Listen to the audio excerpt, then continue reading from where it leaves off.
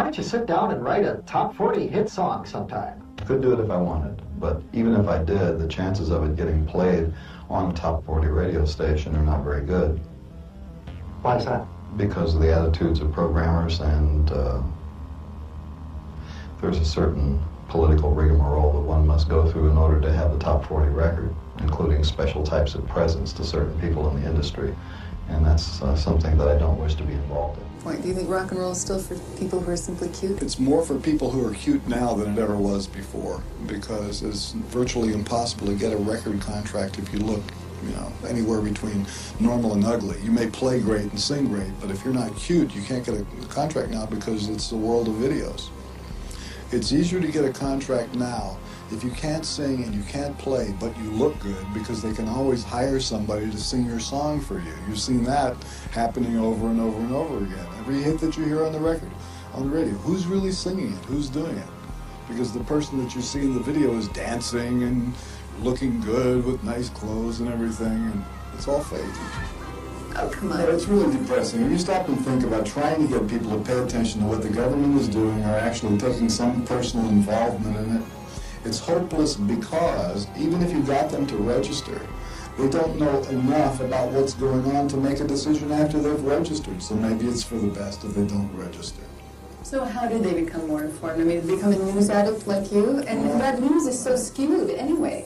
Well, I'm watching the same skewed news that's available to everybody else. I don't have any kind of secret information that comes filtering into my house. But what I've learned to do over the years is subtract the spin. And so if you flip from channel to channel and see the different ways the story is covered, you can average it out and get some idea of what's going on. And then the fact that certain stories are reported at all is very suspicious. And you learn to spot these, why are they talking about this? For people who need to be entertained, okay, it's doing its job, but I have a different view of music. I think that it has an aesthetic importance that goes beyond chart placement. And the business of music is all about this fake list of who sold what. And the whole idea of selling large numbers of items in order to determine whether or not the item has any quality to it is what's really repulsive about it. And the function that is required of you as a musician in the United States basically is please be a jukebox. I mean, it's not even please, just be a jukebox. We want you to play whatever it is you just put out on your record, and we want it to sound just like the record. And so this desire on the part of the audience to have live in-person replication of freeze-dried material is one of the forces that led to the Milli Vanilliism that we now see, because a lot of the contemporary albums, you can't play it live. You have to just have a track playing in the background and fake it. Musicians will always make music. However, the people who make records are not always musicians. Sometimes they're just plain show people. Or in the case of some of the punk groups, they're guys off the street that were gathered together by a boutique owner. The fact of the matter is that advertised properly, people will buy anything. See?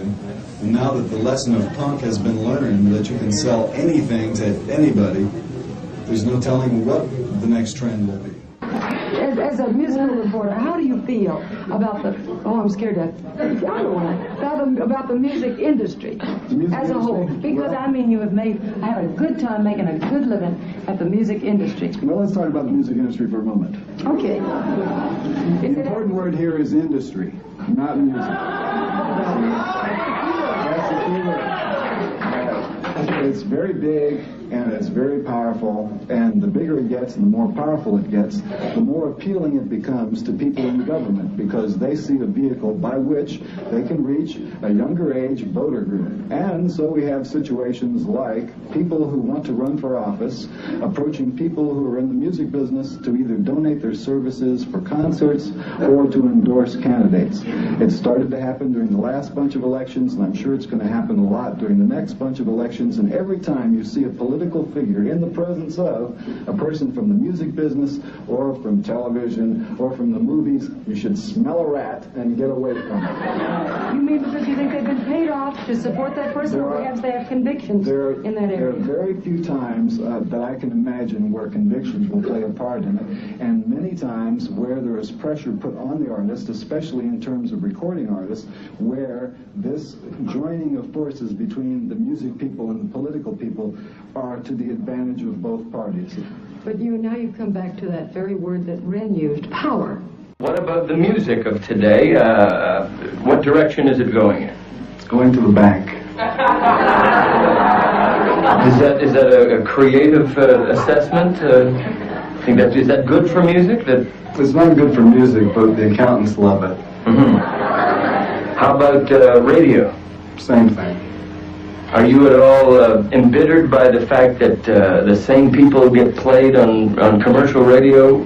I don't listen to the radio. So you have nothing to Maybe I shouldn't either. There's nothing in it for you. What about television? Watch much television? No. I like the news. I watch CNN most of the time. Mm-hmm. Does the news ever get you down? I mean, that's not a... No, I like to watch the news because I don't like people very much, and when you watch the news, if you ever had an idea that people were really terrible, you can watch the news and know that you're right. Let's talk about things on television. CNN. What do you think of CNN? I started watching CNN when you didn't have to pay for it. Now they're scrambling it and you have to pay to see all this right-wing hogwash they hand you. But CNN started off as a very good idea. You could see news all the time, and then it got bigger and bigger and bigger, and it started going more and more and more to the right. And I think that right now, in order to watch CNN and extract news, you have to read between the lines so much and filter out all the speculation that they included in the news stories. I mean, showing the pictures and telling people what happened, cut and dried, that's the news. But when you force a person who is a participant in the news story to speculate on what it really means, I think that's pushing it, and they stay on that stuff too much. Now, I've actually seen you on CNN. Yeah, sure, I've been on there. In fact, they interviewed me the other day. I put a thing in my book about CNN and how I think they've gone down the tubes, and they interviewed me about that, and I told the same thing to them. Yeah. But let me give you an example of a CNN technique. Okay, once upon a time, there was a news story that was announced by the anchor like this. Dan Quayle will now be involved more in government policy-making decisions. So what do we see for videotape? Here's George Bush. He's wearing a white shirt, he's got his sleeves rolled up, he's holding a box of popcorn. And he's in a movie theater. And behind him, in the darkness, is Dan Quayle, walking around like a little clone in the background. And right behind George Bush is Dan Aykroyd and Kim Basinger. And obviously they are at the premiere of a movie called My Stepmother is an Alien. Now, this is a Weintraub Entertainment Group film. And Mr. Weintraub and Mr. Bush are friends. I did some research. I found out how this story came about. George called Weintraub and said, "Do you have a movie?" He needed a little promotional thing to stick on the air. This is obviously a plug for a movie, and it's introduced as a story about Dan Quayle. Now that's an abuse of the news, I think. Schools train people to be ignorant with style. They give you the equipment that you need to be a functional ignoramus. American schools do not equip you to deal with things like logic. They don't give you the criteria by which to judge between good and bad in any medium or format. And they prepare you to be a usable victim for a military-industrial complex that needs manpower. As long as you're just smart enough to do a job and just dumb enough to swallow what they feed you, you're going to be all right. But if you go beyond that, you're going to have these grave doubts that give you stomach problems, headaches, make you want to go out and do something else. So I believe that schools mechanically and very specifically try and breed out any hint of creative thought in the kids that are coming up. My idea of a good time is the biggest problem facing the world today is mental health. If everybody had good mental health, then all the other problems would be solved, because in order to take care of mechanical and practical problems, you have to have good mental health in order to attack those problems. If people have motives that are not worthwhile, then those bad motives are always going to creep into their activities. Then you see that every day from the way the political people work. If people were just in a position to have their minds functioning right, then everything else would fall into line. Now that's what I'm after. That's my dream. Now that's a dream. That's probably not going to happen, but that's my dream. Politics is the entertainment branch of industry. They do more to entertain us than to serve us. It seems that the problem with government as an institution is uniformly bad worldwide. It may be the only thing that binds all nations together is the incompetence of all of their government. Go back to the 60s. 1968, the assassination of Martin Luther King. And I appreciate if you could use their names in the answers, your memories. Yes, I remember when Martin Luther King was assassinated, and it was just another one of those things that made me worry about the sanity of the people in this country and the sanity of the policies and why something like that should have to happen. Any kind of an assassination, it's just so pew. And that was April, and then in June, Bobby Kennedy is assassinated. Yeah, it looked like a trend, didn't it? Maybe using the Kennedy assassination as an interesting answer. Well, then you get the Bobby Kennedy assassination, and it starts to look like a trend. I mean, anybody who thinks that these were isolated incidents, you know, just isolated crackpots, you know, I see a trend. I see a mysterious hand behind all of this. I don't want to sound like a conspiracy theorist, but I think that it's been the idea that the possibility that certain types of conspiracies have existed in American politics, just because they've existed before, would allow you to project that they could continue to exist to this day. The unions are the mafia, which is the CIA, which is the Catholic Church, which is the government, which is, what's the difference? It's corrupt. It's the same guys pulling these strings, you know, and then one day he pulls a string and boom, this lamp comes out. You know, the next day he pulls a string and there's a missile coming out. Maybe it's a little late for some of you to know that there is some sort of strange national effort to bring censorship to first the rock and roll industry, then to the video industry, then the National Council of Churches wants to have ratings on normal television programming, and then it'll get to books, and then it'll get to any kind of sign you want to carry around the street, and then you'll all be wearing the same colored clothes, and I don't think you're all going to learn how to speak Chinese, but I think that they all want you to sort of worship the same God. What I suspect is that because rock and roll music reaches so many different people, and it does reach them on a repetitive level, and it does form an important part of their life, if you can control that medium, you are going to be able to control the ideas which go out to those young people. And there are some people who don't want to have young people thinking too much, because you got to keep them really stupid to buy certain products and to vote for certain people. And you're a very intelligent man. Is there any way, however, by which you can come a step or two in Kennedy Stroud's direction without feeling that you've lost all your credentials? You know, it's not a matter of credentials, it's a matter of sanity, because what they're proposing is so pitifully, well, it's dangerous besides being pitiful. What is dangerous about a packaging label? What's dangerous about having... No, it's the tactics that you're using. Look, first of all, the first time I debated you, they chopped the debate up, and I'm glad to be able to do it without editing, all right? Now, I want to say one thing to anybody who wants to know what they're really doing here. This is supposed to go to a fact-finding committee in Congress on Thursday, right? The chairman of the committee has a wife on the PMRC. There's 2 senators on the committee that have wives in the PMRC. I called the PMRC office today to ask the question, who else belongs to the PMRC? And you know what the answer was? We don't have any members. We only have founders. And then I said, I have your fundraising letter. When they gave you your tax-free number, what kind of an organization was it? Is it a cult? What do you got here? What is going on? You know, I'd just like to comment at this point that one of the founding members of the group is Tipper Gore, the wife of Senator Albert Gore, who happens to be the co-sponsor of the legislation against anti-piracy laws for the music industry.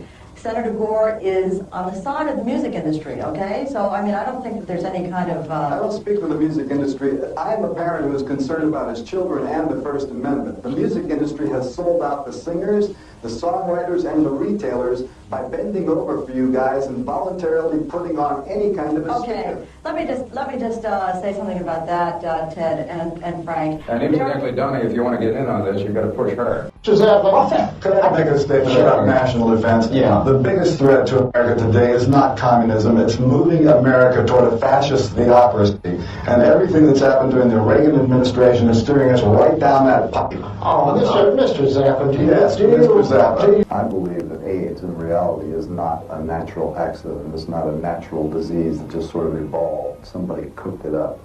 I think that it's something that either escaped from a genetic engineering laboratory or something that was manufactured on purpose in a genetic engineering laboratory to somebody's specifications.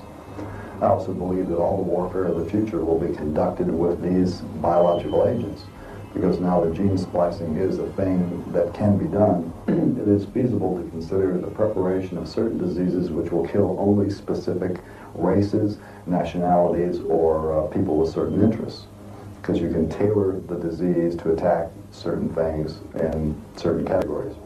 Well, these are very serious allegations, Frank. I mean, what actually makes you believe this? Do you have hard and fast evidence that this is the case, or is it just something that you've theorized? No, this is just the opinion of an aging buffoon. You know, just think nothing of it. You think that possibly America or any other country in the world could increase its power and its standing internationally by actually utilizing these agents? Let's look at the world the way it really is. Government is a joke. Governments don't do anything. That's like a cardboard cutout that hides where the real machinery is. The world is a place that does business. The world is run by multinational businesses that mostly sell weapons to each other. And then you have sugar business, oil business, coal business, you know, business. And when the guys who run these things say jump, all governments jump. And it's foolish to consider the possibility of nuclear war because from a business standpoint, it's impractical. It stops all business. So, the way you have to look at it is the chances are much more likely that the sales will continue of missile delivery systems, but what will be in the warheads will not be things that destroy real estate. It's much more practical to think of missiles going someplace and putting out chemicals or microbes that enable the one party to subjugate the other party by controlling its labor force while leaving the buildings intact. So you've subjugated them and now you got a bonus, you have their machinery, you got this, you got that. And I believe that there's somebody sitting in an office someplace that's working on it, and that's the practical way to do it. You can scream about nuclear war and you have people running around with signs and stuff like that, but I don't believe there will ever be a nuclear war, because it's just impractical from a business sense. Meanwhile, the companies that are building delivery systems are making plenty of money, billions of dollars, because the money goes into small arms, delivery systems, medium-sized arms. Their commerce is still going on, and that's why they're alive. That's what they love to do. The whole generation is wasted. Sure, they're wasted. Their parents are wasted. Their brothers and sisters are wasted. Their mothers are wasted. Nobody wants to deal with reality because reality has gotten to be too disgusting. We're on our way into the Dark Ages again. That's what we're looking at right now. It's not just 1984. We're looking at something that is going to make the first Dark Ages seem like a company picnic, because there's just so many more utensils that can be used to keep the population in the dark and stupid and under control. And it's not good. It's not important to even be remembered. I mean, the people who worry about being remembered are guys like Reagan, Bush. These people want to be remembered. And they'll spend a lot of money and do a lot of work to make sure that remembrance is just terrific. I don't care.